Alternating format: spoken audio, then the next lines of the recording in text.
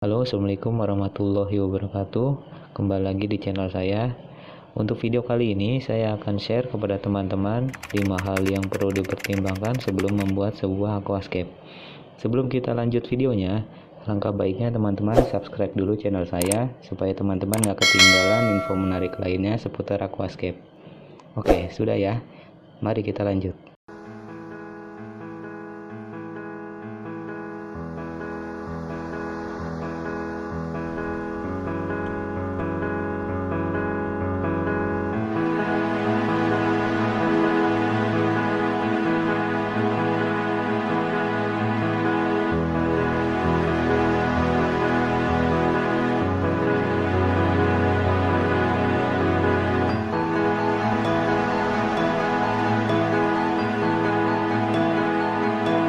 Oke, yang pertama adalah budget sini.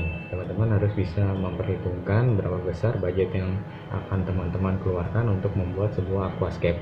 Jadi jangan sampai ketika bahan-bahan sudah dipersiapkan, ketika mau mulai tiba-tiba ada peralatan yang tidak terbeli karena tidak budgetnya tidak diperhitungkan gitu. Jadi ada yang terlewat peralatan-peralatannya gitu ya.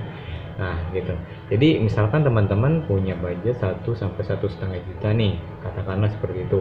Teman-teman mau bikin ukuran 60 cm, jawabannya bisa nggak? Bisa aja, teman-teman bisa membuat dengan ukuran 60 cm, tapi dengan catatan di sini teman-teman tidak bisa mengharapkan untuk speknya itu yang high tech ya, dengan peralatan yang mahal-mahal gitu kan. Di sini kan kita katakan teman-teman bisa mengatur budget sesuai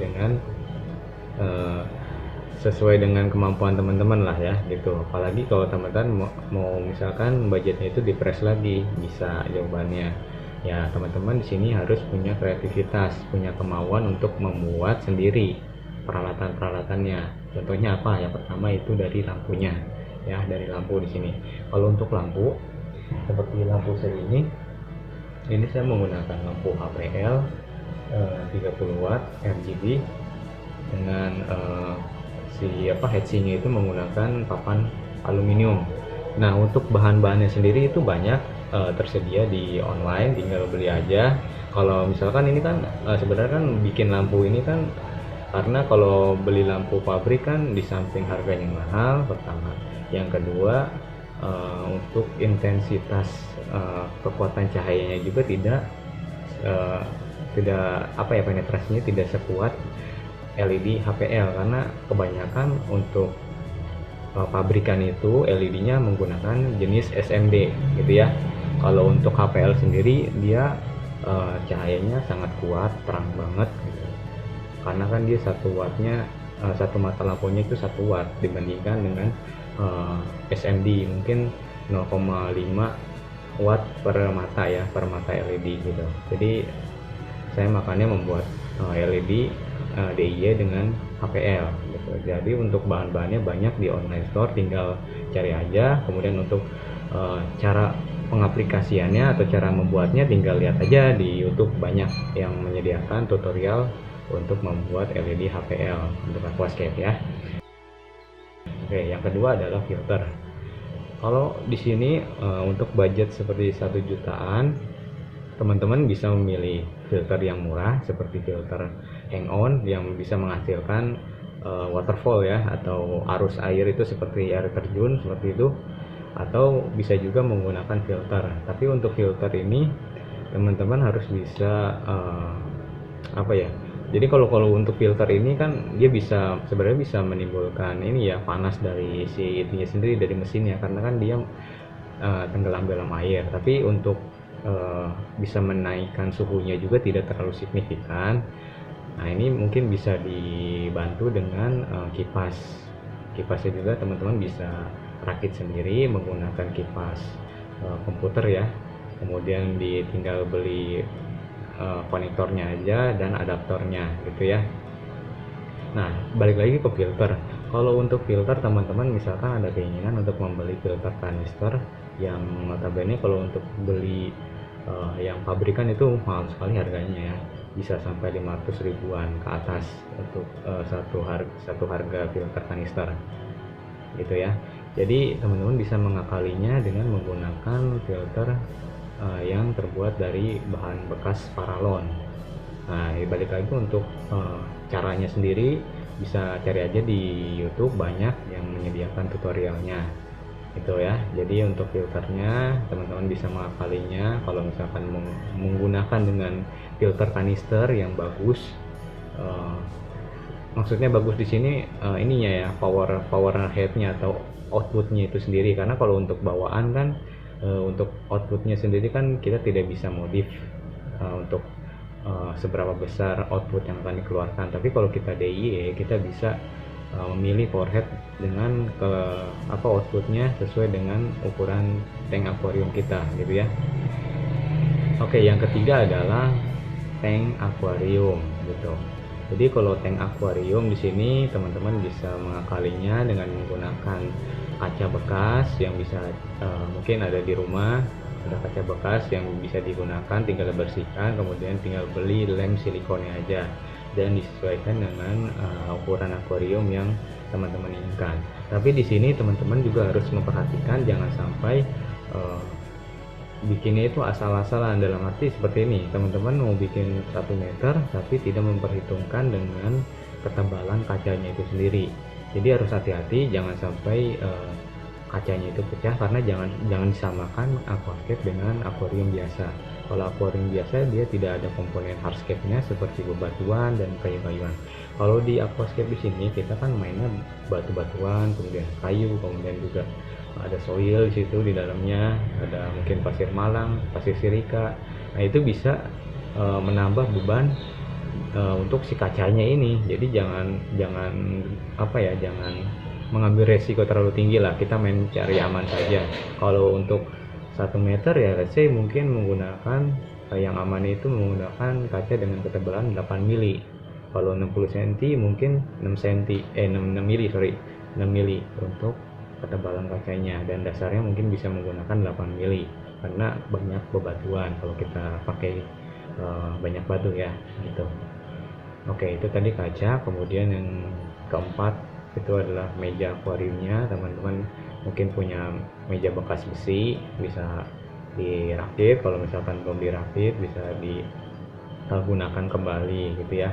Jadi kalau untuk meja teman-teman bisa mengakalinya lah untuk apa saja bisa menggunakan kayu juga. Kalau misalkan kayu, kalau saran saya lebih baik pakai besi sih kalau misalkan daripada pakai kayu ya, karena kalau kayu kan dia bisa keropos, bisa dimakan rayap.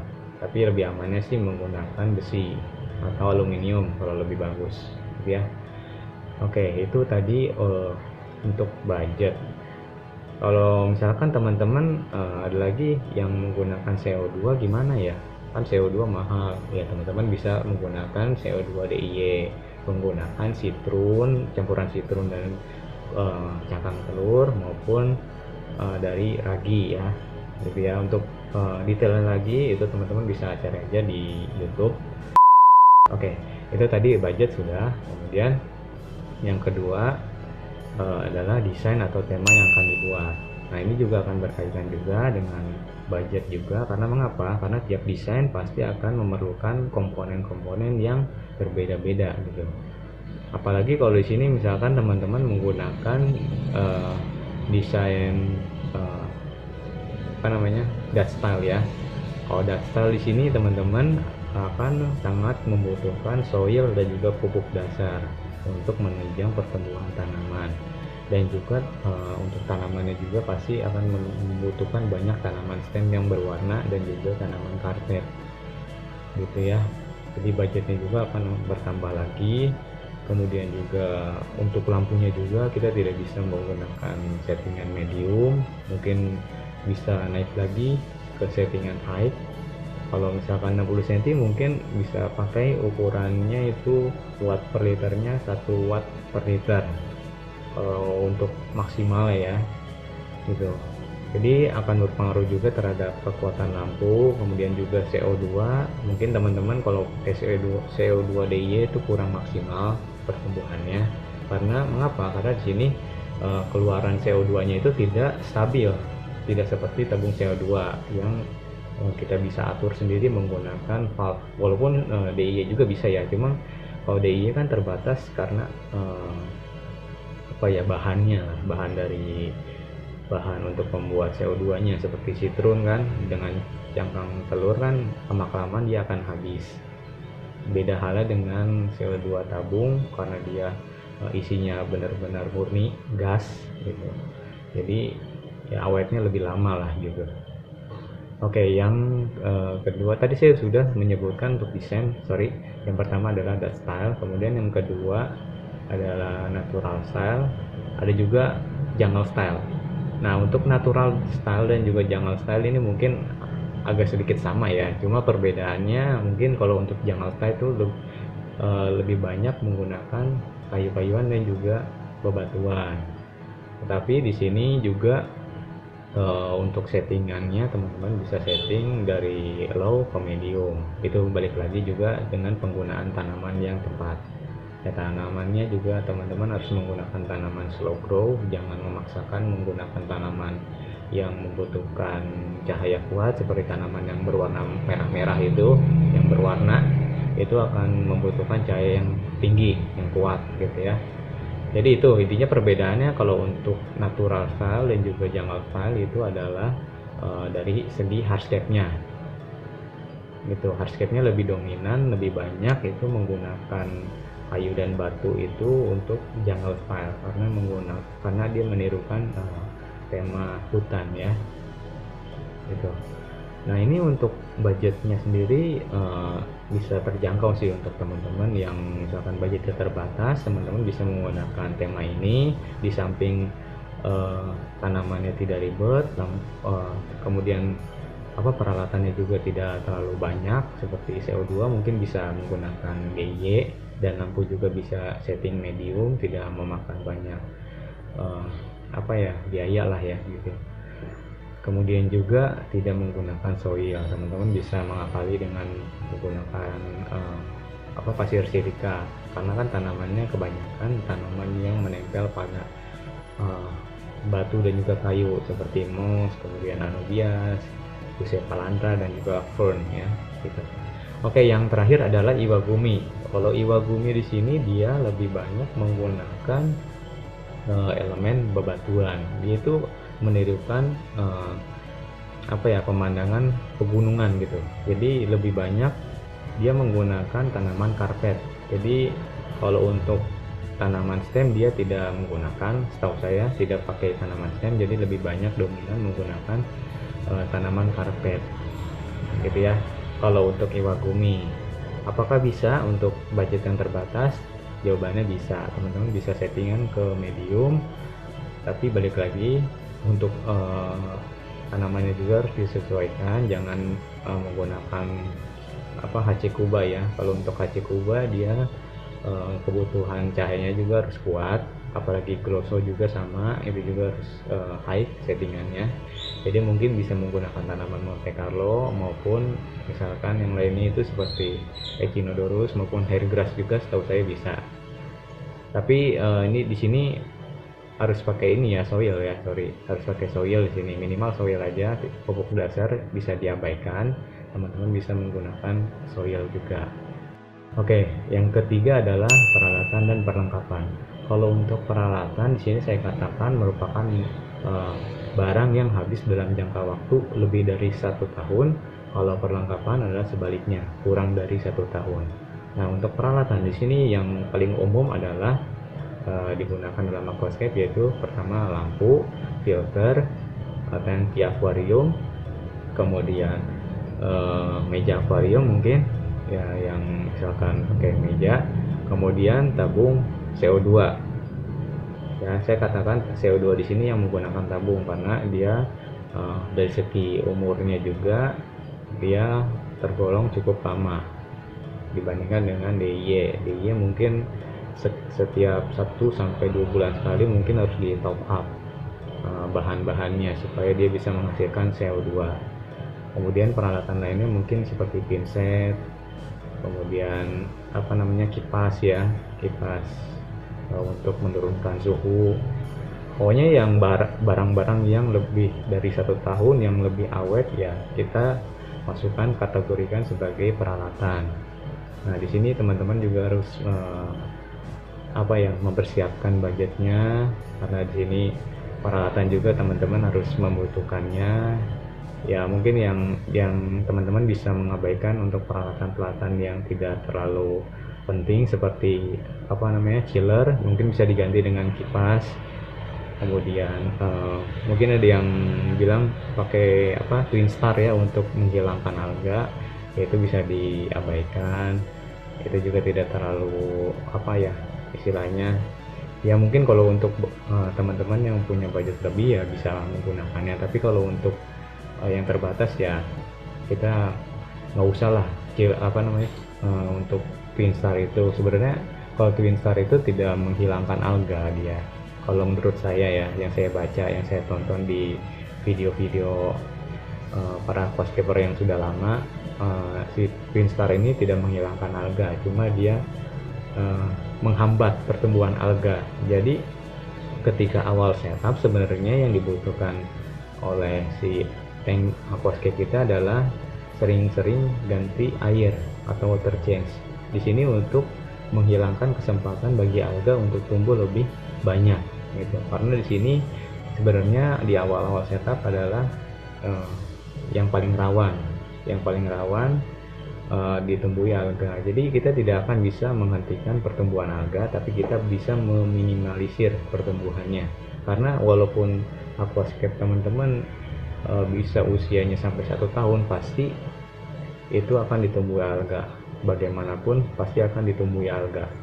Tapi yang paling sering ditumbuhi itu jenis alga diatom kalau menurut saya. Alga diatom itu biasanya tumbuh di awal-awal setup gitu ya. Jadi untuk peralatan tadi merupakan barang yang habis dalam jangka waktu lebih dari 1 tahun. Jadi tadi ada banyak komponennya yang bisa saya sebutkan, teman-teman bisa pertimbangkan, bisa cari alternatifnya. Kalau misalkan budgetnya terbatas, bisa cari yang murah ataupun bikin sendiri gitu ya. Kemudian untuk perlengkapan di sini saya katakan yang kurang dari 1 tahun. Kalau untuk perlengkapan saya katakan di sini adalah soil, pupuk dasar, karena dia akan habis lama-kelamaan. Tapi teman-teman bisa top up dengan menggunakan pupuk tancap, tapi itu akan balik lagi ke budgetnya. Nanti teman-teman harus beli pupuk tancap maupun pupuk cair juga sama. Kemudian apalagi pakan juga kita harus beli, karena pakan juga pasti akan habis ya. Itu juga balik lagi tergantung dari pemakaiannya. Semakin banyak teman-teman menggunakan fauna dalam aquascape teman-teman, maka pakannya akan lebih banyak gitu. Tapi balik lagi di sini, kalau untuk pakan juga teman-teman jangan samakan pemberian pakan itu seperti di akuarium biasa. Kalau untuk aquascape kita sangat menjaga jumlah pakan itu sendiri, jangan sampai berlebihan, karena kalau berlebihan dia akan menimbulkan kotoran dalam aquascape, yang mana nanti akan menimbulkan kotor lah di dalam akuariumnya. Apalagi kalau misalkan pakan itu mengambang di atas, bisa menimbulkan minyak yang bisa menghalangi penetrasi cahaya masuk ke dalam aquascape. Oke, jadi tadi pakan, kemudian pupuk cair, soil. Kalau misalkan untuk substrat lain seperti pasir silika, itu juga menurut saya dia akan tetap akan diganti lah, karena dia akan kotor bagian atasnya, entah itu mungkin kena kotoran ikan maupun misalkan dari bangkai-bangkai bekas fauna gitu ya. Karena walaupun kita sifon, kita angkat kotorannya saja, dia akan tetap menempel pada si butiran silikanya itu. Apalagi kalau yang kena alga diatom, itu akan sulit dihilangkan gitu.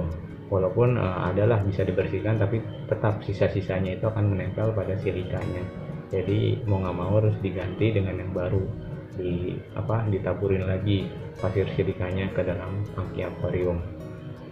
Oke, itu tadi untuk perlengkapan.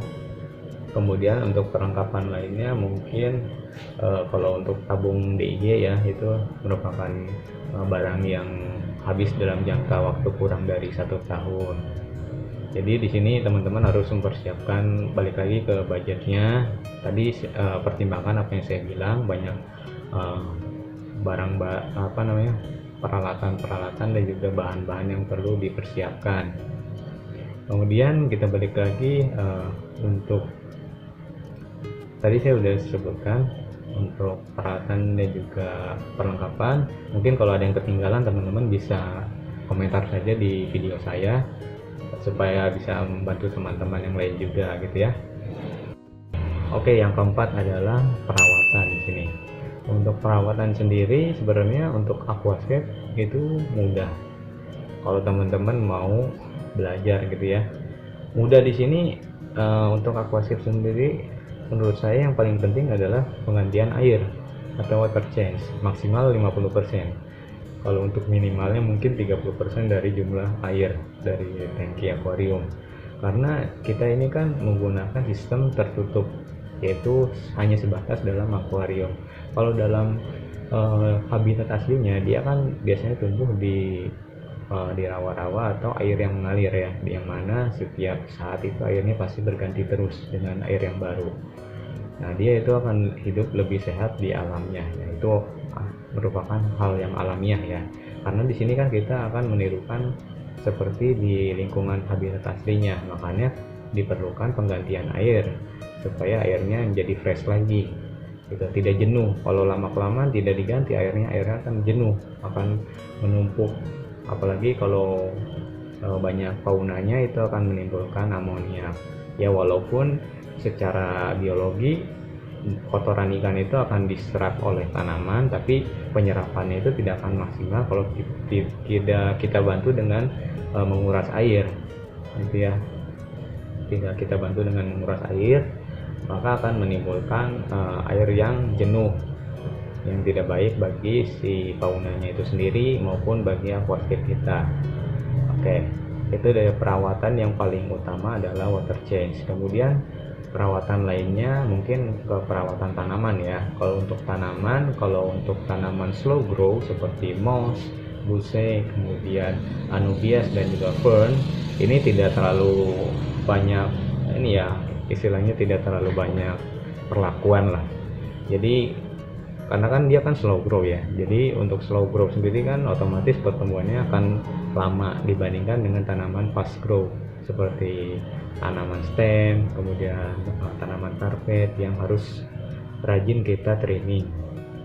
Ya mungkin kalau sudah kelihatan tanaman itu meninggi, dalam arti tidak rimbun ya, meninggi, ya itu kita perlu di trimming. Kalau untuk tanaman karpet nih, saya katakan untuk tanaman karpet, kenapa dia tanamannya bisa mengarpet sangat bagus gitu dan juga tebal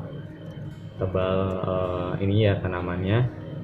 Nah itu kuncinya adalah di trimming dan juga dari awal setupnya itu dia penanamannya rentang jarak antara satu tanaman dengan tanaman yang lain itu tidak terlalu berjauhan, karena kalau terlalu berjauhan dia akan sulit untuk menggapai atau menutupi lapisan substrat yang kosong.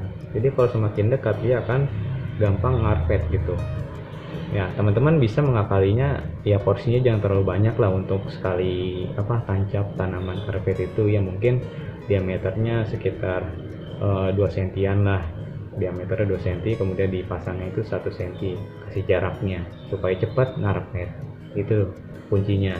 Kemudian juga harus sering di trimming.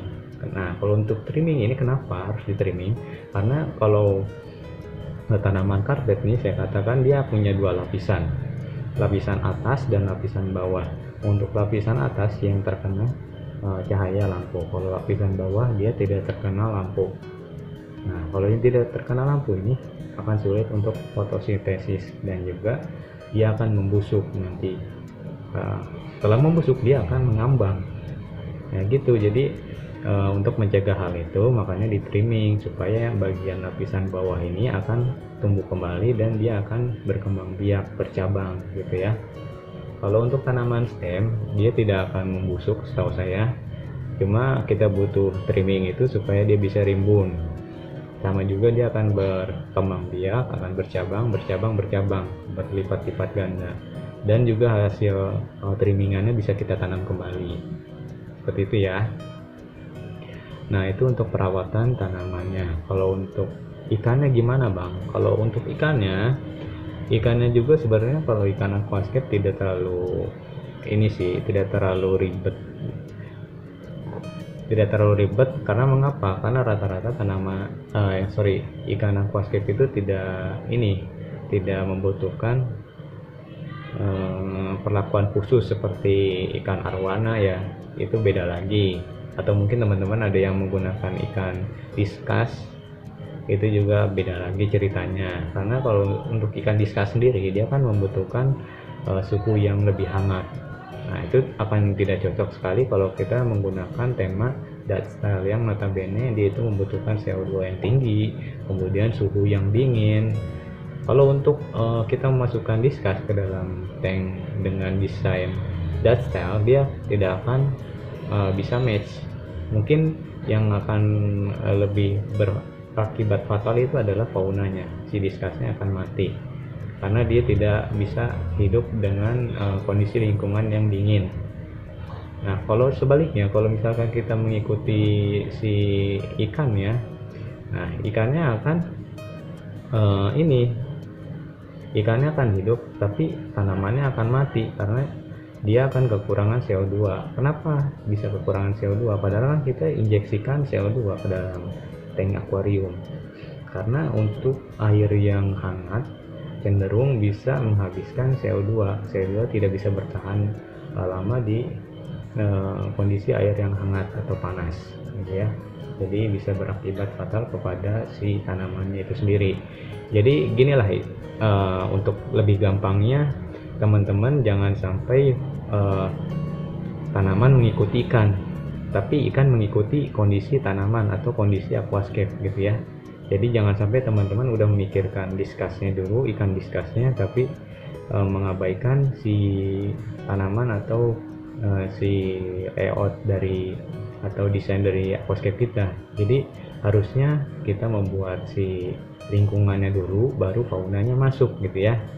Nah gini, jadi ilmunya gitu tuh. Jadi lingkungannya dulu atau ekosistemnya dulu yang kita buat, baru si faunanya masuk, bukan sebaliknya ya. Jadi jangan sampai sebaliknya. Oke, itu tadi untuk perawatannya. Jadi yang paling simple untuk aquascape dalam mencegah alga, atau bukan mencegah ya, jadi untuk meminimalisir alga itu adalah dengan water change, lebih gampangnya lagi. Ataupun kalau misalkan untuk membersihkannya itu tidak seperti akuarium biasa yang harus dibersihkan full sampai habis terus kemudian dicuci pakai sabun, itu salah. Jadi cukup dikuras aja airnya maksimal 50% dari total air, kemudian diisi lagi. Tapi untuk misalkan akuariumnya atau aquascape-nya itu penuh dengan kotoran ya, jadi harus dibersihkan dulu baru dikuras, jangan sebaliknya. Jangan dikuras dulu airnya baru dibersihkan, itu salah. Jadi yang benar adalah dibersihkan dulu dibersihkan dulu akuariumnya, kemudian kotoran yang menempel di hardscape-nya, kemudian baru dikuras dan diisi kembali gitu ya. Jadi water change adalah salah satu hal yang paling penting untuk meminimalisir alga dan untuk mempercepat aquascape kita cepat mature. Oke, yang terakhir adalah lokasi atau space yang dibutuhkan. Di sini untuk lokasi saya bisa bilang ini tergantung lagi ya untuk ukuran tank akuarium teman-teman. Kalau teman-teman menggunakan tank akuarium dengan lebar 3 meter, apabila di kamar teman-teman itu tidak besar ya, itu salah sih. Ya intinya harus disesuaikan lah. Kalau misalkan akuariumnya besar ya paling cocok mungkin ditaruhnya itu di ruang tamu gitu, yang bisa dilihat oleh banyak orang. Tapi kalau untuk di kamar kan kayaknya gimana gitu ya, mungkin yang lebih cocok ya 40 cm sampai 60 cm lah yang paling cocok gitu. Dan juga jangan sampai gini, untuk pembuatan atau penempatan aquascape ini jangan sampai terlalu jauh dari sumber listrik dan juga sumber air, karena di sini untuk sumber listrik kan kita akan membutuhkannya dari lampunya, dari filternya, itu akan membutuhkan listrik tuh. Jadi jangan sampai terlalu jauh. Kalau terlalu jauh nanti kita akan ribet. Kalaupun misalkan terlalu dekat juga kita harus bisa safety, jangan sampai cipratan air itu bisa menimbulkan konsleting listrik gitu ya. Kemudian juga jangan jauh dari sumber air, karena mengapa? Karena kita akan melakukan water change, nanti akan melakukan penggantian air, jadi jangan sampai jaraknya terlalu jauh dari sumber airnya gitu ya. Kemudian juga mungkin ada yang terakhir, kalau misalkan ditaruh di kamar, mungkin teman-teman bisa meletakkannya dekat dengan jendela. Kenapa? Karena dia akan aquascape itu supaya dia bisa mendapatkan biasan sinar matahari pagi, yang mana itu akan sangat dibutuhkan oleh tanaman itu sendiri. Karena kan pada dasarnya, pada lingkungan habitat aslinya kan dia bisa merasakan sinar matahari pagi, siang juga sama. Jadi nanti kita maksudnya di sini ada jendela kan ya, jendela di sini sebagai biasnya, karena di sini ada jendela, jadi jendela itu sebagai biasnya, jadi tidak, sinarnya itu tidak masuk secara langsung ke dalam aquascape, tapi dibantu oleh biasnya, bias dari kacanya itu sendiri, kaca jendelanya. Nah itu akan lebih bagus lagi nanti aquascape-nya karena disinari sinar matahari pagi. Oke teman-teman, itu tadi 5 hal yang perlu dipertimbangkan sebelum teman-teman membuat sebuah aquascape. Jadi diharapkan dengan apa yang saya sampaikan tadi bisa bermanfaat bagi teman-teman semua. Dan juga jangan lupa untuk like, subscribe, dan juga komen video saya apabila teman-teman ada pertanyaan seputar aquascape. Insya Allah saya akan jawab pertanyaan dari teman-teman semua. Oke, sekian dulu video saya. Assalamualaikum warahmatullahi wabarakatuh. Bye-bye.